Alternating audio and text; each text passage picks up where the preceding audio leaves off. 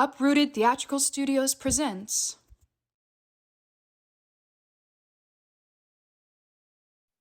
Beneath Wonderland, written by James Goggin.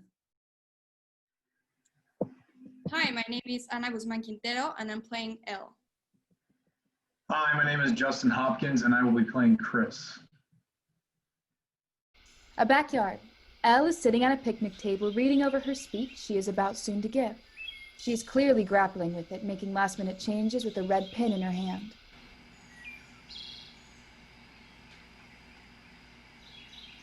Hey, do you think we need coffee?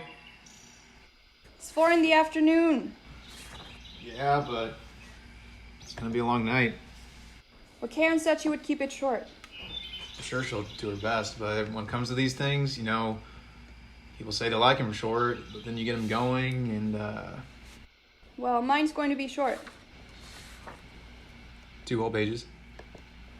A page and a half? Oh, that's really short. What? Well, 2 pages is already short, and So is mine too short? no, Should it be longer? no, I'm nervous it's too short now.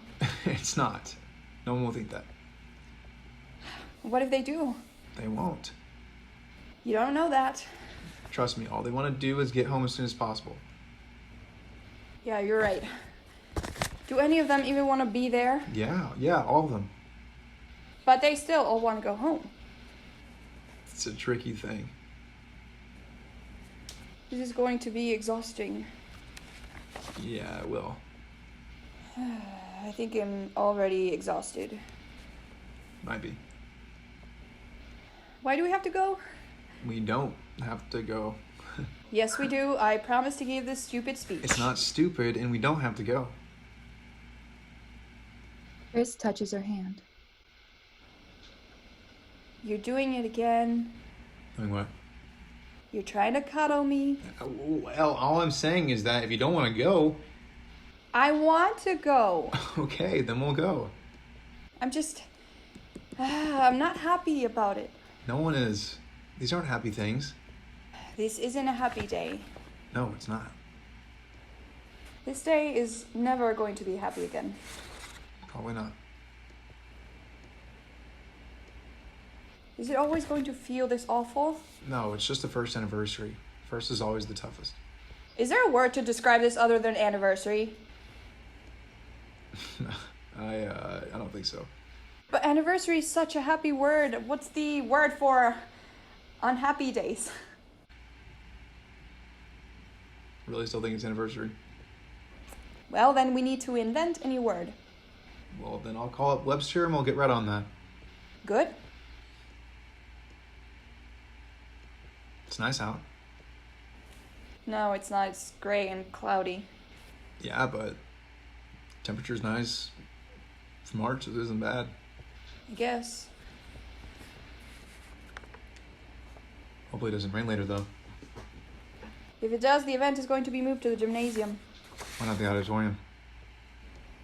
Oh my god. You want to hear this drama? Of course. So, Karen meets with Cheryl about doing this whole thing, and Cheryl agrees that it'll be nice. Sure. But Cheryl, well, she's not totally comfortable organizing it, and she understands that she's a principal, so it should be her, but, well, since she was there a year ago, She's healing too. she's healing too, like we all are. So Karen assures her that she'll organize the whole thing. Good for her. Yeah, she's really stepping up. I guess when you sign up for the superintendent job, you don't ever think that this will be something that you'll have to... But, well, in this mad world... Hey, auditorium? Oh god, the goddamn auditorium. So the drama club has their new play coming up, and the guy who they hired to direct the play and basically run the whole club is a loon. Is he a teacher? No, he's just some guy who they hired to direct the damn play. What's his name? I don't know. All of the teachers, when we talk about this, just refer to him as the drama club guy. None of you know his name? No. Well, he's gotta be from town at least, or... I don't know his name. All right. Sorry, I didn't mean to snap. So why is drama club guy keeping us out of the auditorium?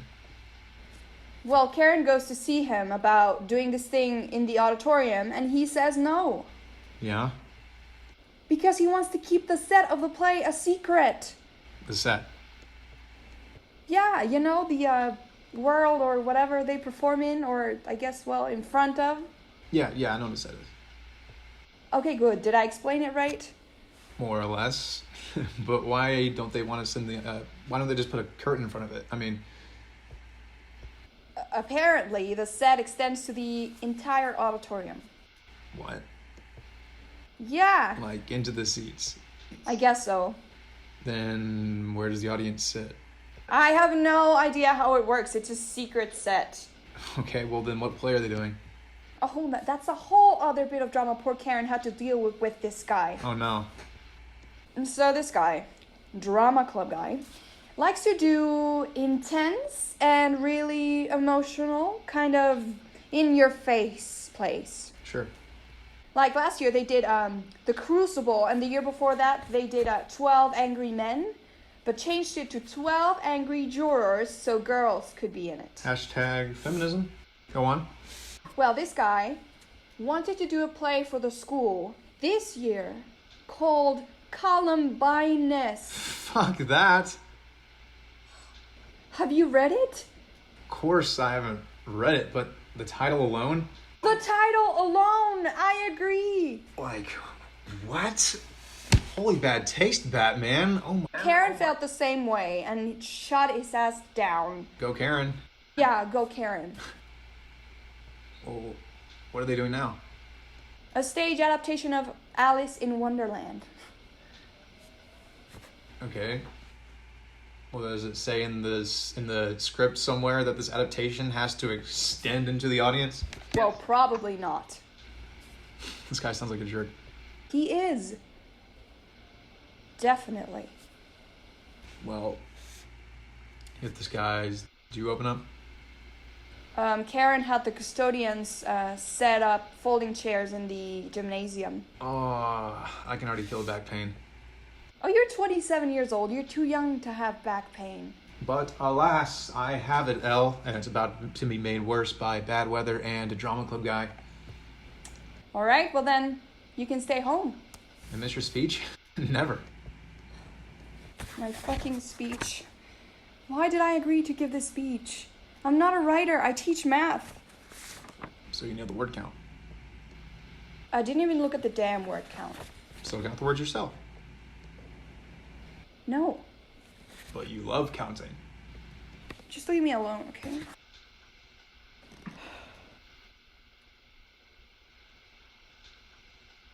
He walks around to her side of the table, sits down next to her, and pulls her close. Hey. Hey. I love you. Chris kisses the top of her head.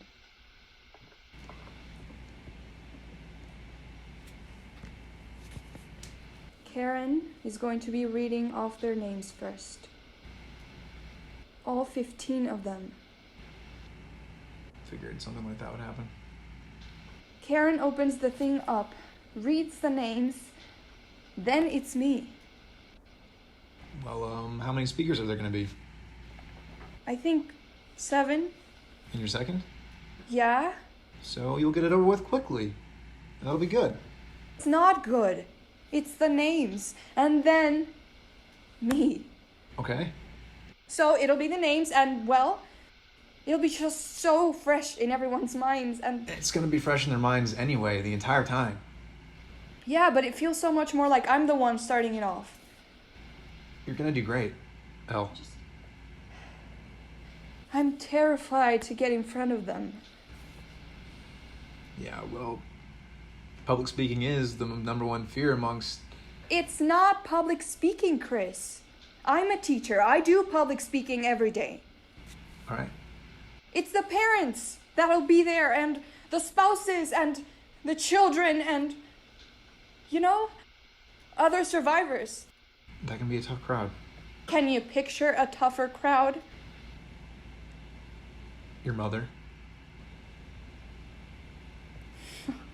Go to hell. It was your idea. We read our own vows, too. I loved what you wrote. She didn't. Well, how do you know that? She told me afterwards. You're lying. Yeah, I'm lying. Fuck you. I'm convinced she hated it, though. Well, you're just being anxious. Like you're being right now. This is more than anxiety. This is fear. You need a real and present threat for it to be fear. There is a real and present threat. Which is? I don't know. That's the definition of anxiety. All right, fine. I'm anxious. And you have every right to be. No, I have no right to be. What? I have no right to be anxious. Okay. What? Well, you're just kind of talking in circles now. I mean... Chris, let me have my epiphany. What's your epiphany? That I have no right to be anxious. Okay. Okay. So, what? So what time do you want to head out? What time is it now? 4:45. Let's leave at 5:30. Okay. Go at 5:30. Okay. So you don't want to stop for coffee, though? Let's see for 5:15. All right, 5:15. They kiss. Anything you need me to get done till then? No.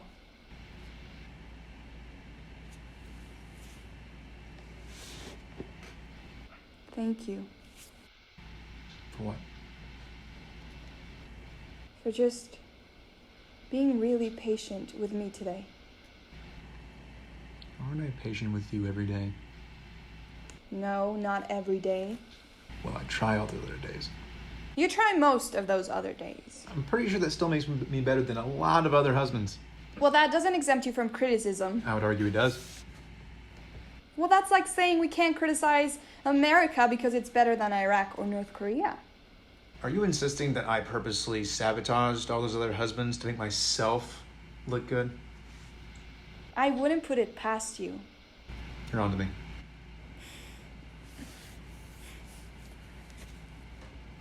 You're right about the weather. Right? Not bad for a cloudy day. Not bad. At all. It'd be a good day to go golfing. Oh my god, why aren't we golfing right now? Because life just isn't fair. Yeah, I guess not. Want to go golfing next week? Maybe. I'll ask you again tomorrow. Thank you. I'm not looking forward to tomorrow either. Why not? Well, the day after wasn't any better. Yeah, I guess that's an anniversary too, huh? Please, we seriously need to invent a new word. I work in sales. I can't just invent new words. I'm not Shakespeare.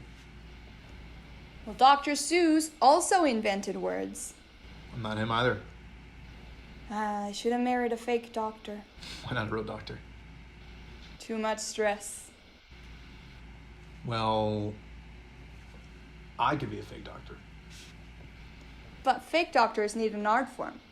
Art form? Yes, Dr. Seuss wrote books. Dr. Dre writes music. I write sales reports. That's a terrible art form. It pays the bills. All right, fine. I'll give it to you. Dr. Chris coming at you live with those sales reports. Oh, wait. Your name can't be Dr. Chris. It needs to be something more creative than that. Okay.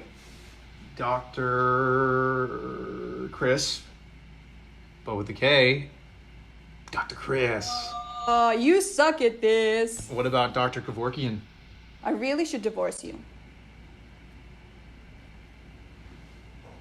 Doctor, give me the news.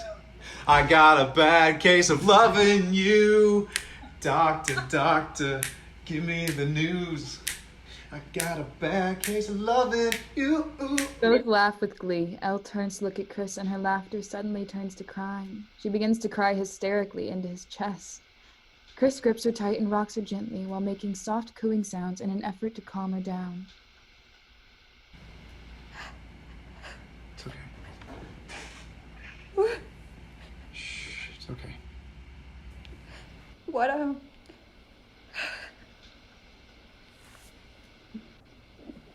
What do you think, What's up?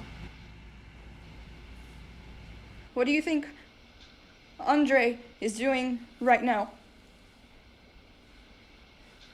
Do you think he's laughing like this? Probably, look, it doesn't matter, okay? Well, he's going to be there, you know. I know. And Frank and Wendy. I know. Oh my God. How do I get up in front of them And say their spouses were heroes? You just say it.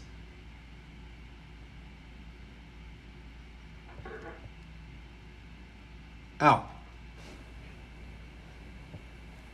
Chris, I love you, but that damn cliche, oh, What? what? Just say they were heroes? Just say it? Just like that? Like it's some universal statement? Like it's as factual as all triangles equal 180 degrees, or that cat rhymes with hat? Just say it? Are you kidding me? Elle, that's not what I meant. What I meant... No, what you meant to say is that they were heroes. Why? Because they're dead. Elle, that's not... Well, what about Jake? Jake. Yeah, one of the custodians. He hid in a broom closet with 3 kids during the whole thing. Okay. Would you call him a hero? Yeah? Even though he survived? Yes. I wouldn't. Elle. He's a big guy. 2 kids could have probably fit in his place. 5 panicked kids in the closet, then probably all Snapchatting and gabbing away with their underdeveloped brains. Jake probably kept those 3 kids quiet. You ever see kids in that situation? Of course not. Well, they stop being kids really fast. Status, popularity, hormones, all of those ridiculous things that make children do and say ridiculous things, they go out the window. These kids become no different than soldiers on D-Day, except not trained or even armed.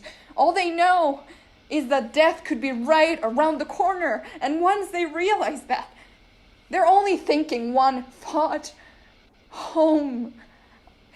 They just want to get home. They leave in the morning under the impression that getting home later is a guarantee, but then suddenly it isn't. You don't know what it's like to have that realization. When it happens, you're not afraid. Fear falls out the window with the hormones and the popularity. It's more than fear. It's a drive. I just want to get home. It's a motivation that when it takes over, you just don't care about anything or anyone else, and you're liable to do things that you never thought you... Are you still talking about the kids? Elle turns to walk away. Chris moves towards her in an attempt to hug her, but she rejects him. Don't touch me. Please, just... for now. Just don't touch me. Okay. Chris backs away and Elle turns to look at him.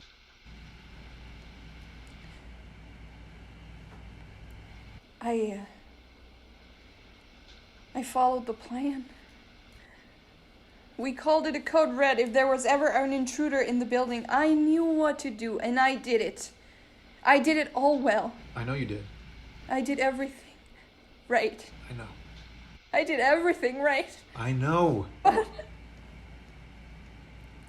What? I didn't do it for them. For who? The kids, my students, I didn't do it all right for them. What do you mean?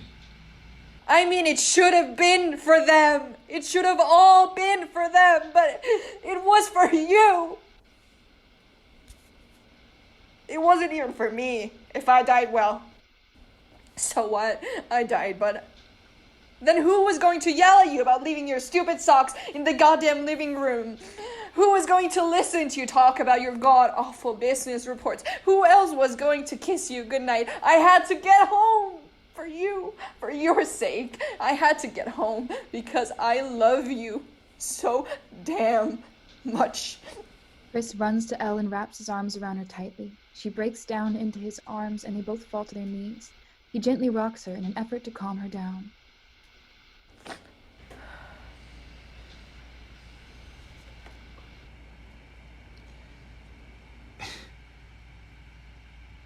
Well, I guess we can both agree that I've gotten better about leaving my socks in the living room. You literally did it yesterday. Well, I did do it today. No. You've been the ideal husband today. And most days. No, just today. Okay, well, maybe now you'll look forward to this day as the day that I'm the ideal husband. Go to hell. Not without you. They both continue to hold each other and then fall back into the grass.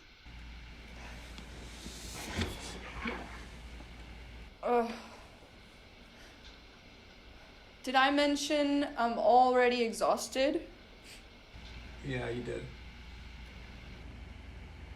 Well, I'm now even more exhausted. So definitely coffee? Absolutely coffee. Dunkin' or Starbucks? Do you even know me? Dunkin' it is then. Man, I can't believe I'm 27. I feel 1,000. Well, you look 17. Well, you're a creep. Chris kisses the top of Elle's head. Do that again, please. Chris kisses the top of her head again. Thank you. Want to get ice cream after this? Yes, please. Carvel or Ben & Jerry's? I'll let you know after. Gotta decide how bad you're feeling? Oh, yeah. Makes sense. I'm still nervous About the speech? about all of it. Is there anything I can do to help? No. You sure? Well, I've been thinking, and please don't take this the wrong way. Okay. What if you didn't come? What? Please hear me out, okay? Okay. So, Andre, Frank, and Wendy are all gonna be there. Sure. So, maybe it's best if, when I give my speech, they didn't see my spouse there. You're serious? I'm serious that it's a thought I've been having. Okay. Don't be mad at me. I'm not mad at you. It's just a thought I've It's been a having. valid thought. Really? Yeah. You're not mad? No. Okay. Okay, so I'll drop you off and I'll pick you up at 9? No. No. No, please come. You want me to come? Of course. It But you just said was just a passing thought. sounded a little heavier than a passing thought. I'm sorry. Please come. Hey. Of course I'll come. Okay, good. What's up, love? I need you there. I feel like I need to be there. But that just makes me feel bad for Andre and Frank and Wendy, since I'll be there and my spouse will be there and Their spouses won't be? they were my friends. I know. Wow. What was it? Only 3 months before it happened that we had Leslie and Andre over for dinner? Yeah, something like that. All 4 of us drinking and having a good time. Well, we were all drinking, but only you and Leslie got drunk. Well, being a teacher is stressful. It's okay, it's okay. Andre and I had a good laugh about it. When? That night, we both went out for a cigarette, and Wait, you had a cigarette that night? Andre smokes like a chimney. Still? Gross. Why didn't I notice? You were drunk. Well, I was that drunk? Yeah. Oh, God.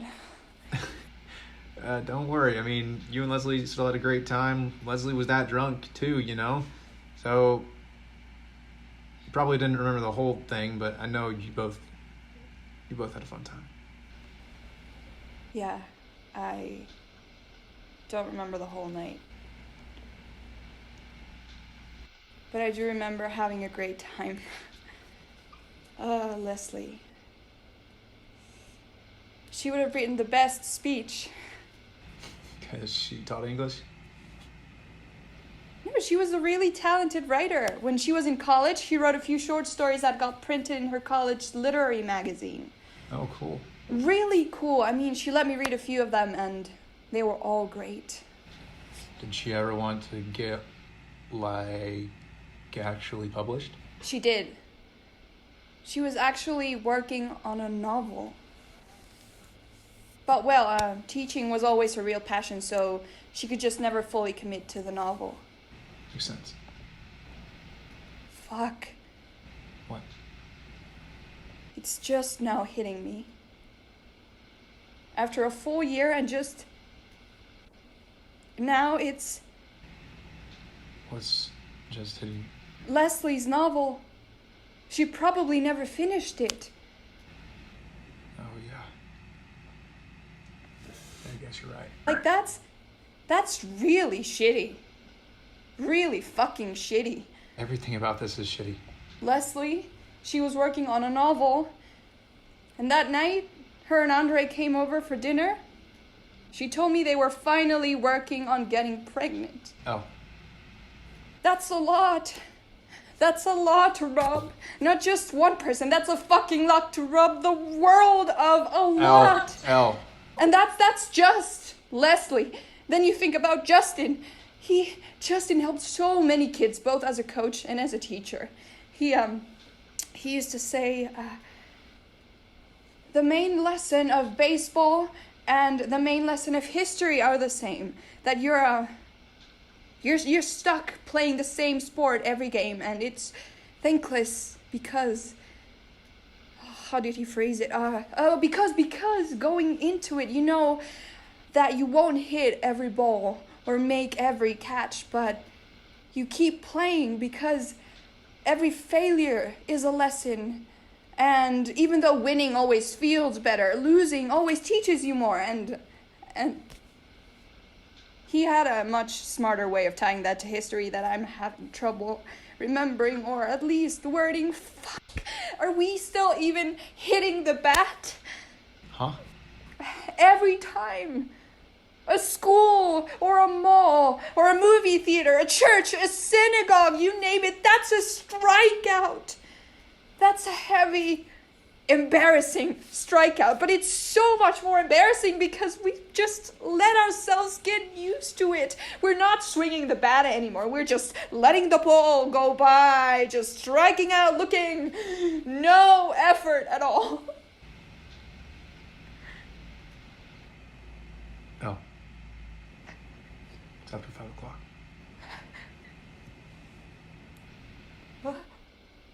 My hands are numb. My face is... all of it is... numb. Chris wraps his arms around Elle. No one would blame you if you stayed here. We can stay here. We don't have to go. You don't feel well? It's okay not to feel well. Elle. Elle, love. No one would blame me? No one. What if that wasn't true? Who could blame you? Chris, I blame myself every day. Every fucking day. Chris lets go of Elle and steps away for a moment.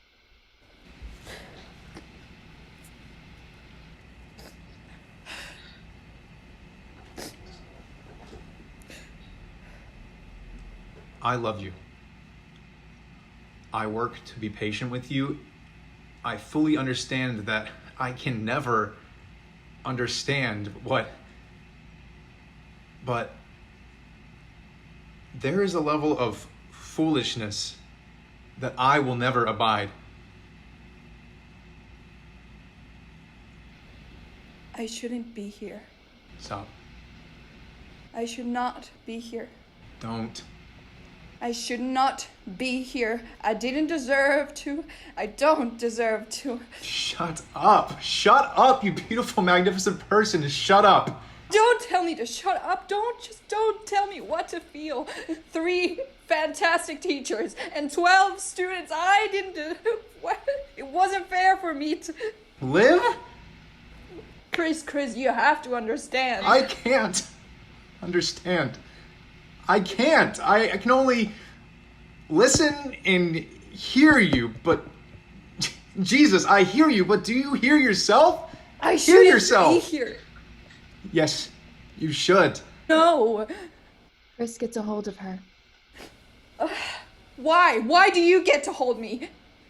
Well, you get to hold me, but Andre doesn't get to hold Leslie. Wendy should be holding Justin. Frank should be holding Agnes. Those kids... Why aren't their parents holding them like this? Why do you get to hold me? It's not fair. None of it is fair. None of it. There's nothing fair about it. It's just randomness and bullets and apathetic shit.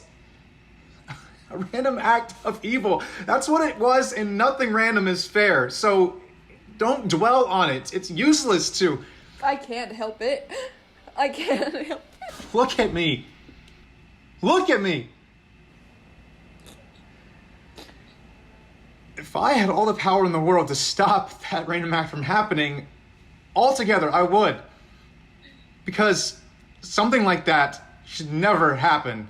But it did for some reason, or better yet, for no reason at all. And it still does. But if I had all the power to save you, and only you, I would. Every time. Call me selfish, call me a monster, but I love you. And I'm happy. I'm so happy that you're here. I know it's awful that Andre can't say the same to his wife, but there's nothing I can do about that. There's nothing we can do about it. There's nothing you can do about it. So there's nothing to do but to keep on living. What happened, and I wish to God it didn't. But you're still here, and that makes me happy.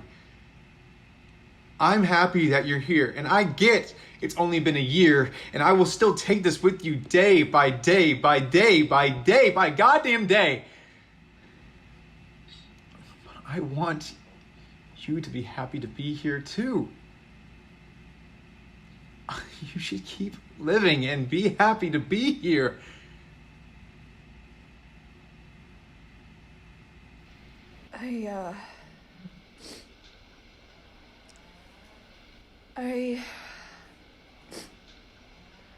I can't be late.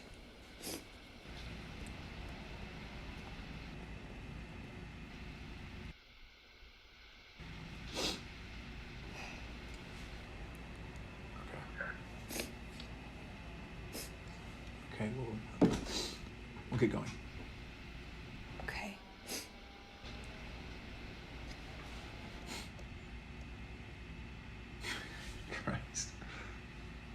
off. We need a vacation soon. You hate vacations. Usually, yeah, but this time I think we'll need it.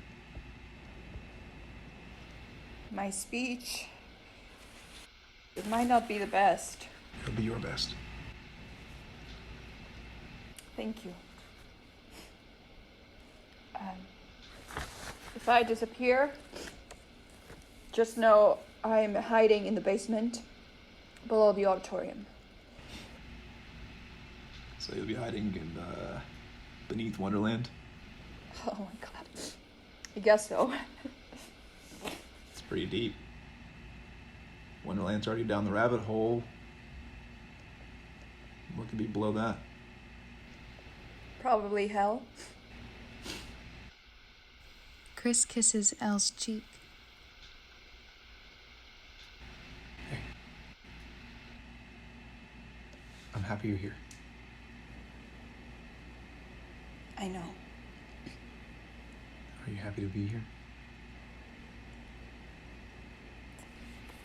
Most days. Most days. Yeah.